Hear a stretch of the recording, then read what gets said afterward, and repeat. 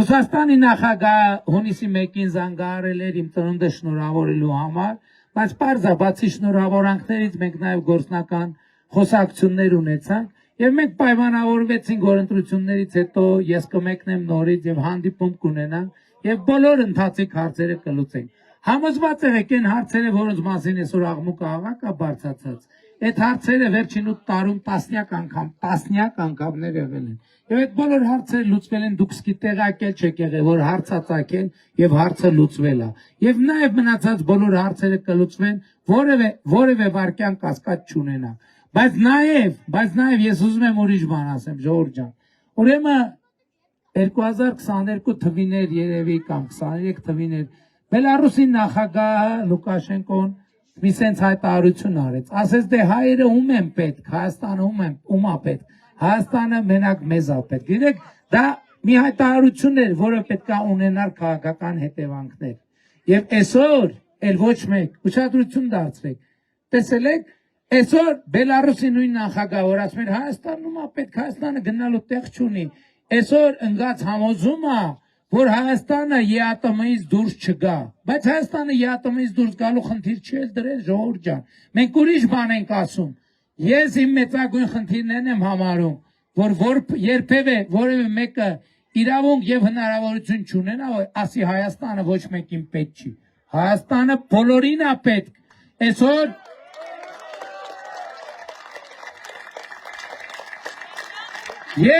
եւ իմ մեծագույն խնդիրը հետևյալն է, Ժողովուրդ ջան,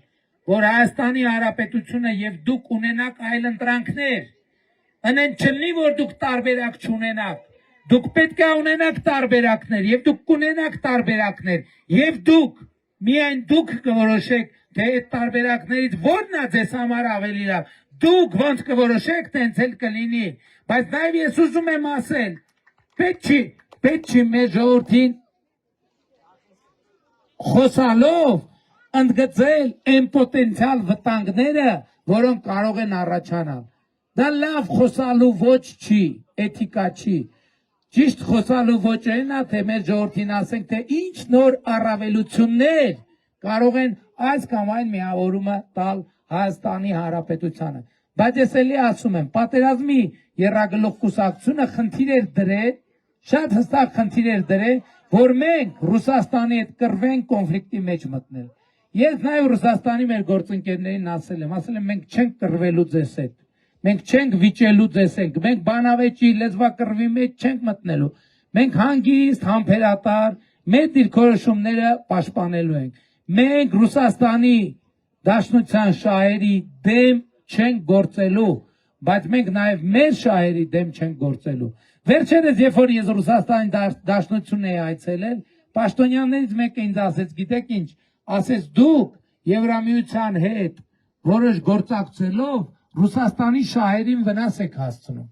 Ես ասացի շատ լավ, մենք բարեկամ երկրներ ենք։ Ես երբեք չեմ ուզի, որ Ռուսաստանի շահերին իմ գործողություններով վնաս հասնեմ։ Բայց որ ասում եք, ես խնդրում եմ ձեզ, ասեք, նշեք այն կոնկրետ օրինակները, որ մենք Ռուսաստանի շահերին վնաս ենք հասցրել։ Հսի նստած բարձր մակարդակի խոսակցություն է տեղի ունենում։ Խնդրում եմ, հիշեք, թվարկեք այդ օրինակները։ Եվ գիտեք ինչ էր պատասխանը։ Պատասխանը լռություն է։ Լռություն։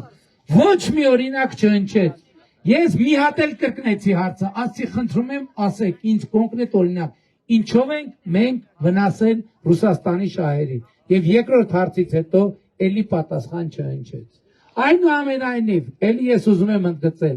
ես օգտագործելով Եվրասիական տնտեսական միությունում ունեցած իմ բացառիկ լծակները, միակ պաշտոնյան եմ, որ երկու տեղ լիարժեք որոշիչ ձայնով, այսինքն, եթե ես որևէ բանի դեմ լինեմ, այդ որոշումը չի կարող կայացվել։ Այդպիսին է ԵԱՏՄ-ում որոշումների կայացման մեխանիզմը, եւ եթե որևէ բանի դեմ լինենք, մենք որոշում չի կարող կայացնել, եւ մենք ունենք անհրաժեշտ լծակներ, բայց նաեւ մենք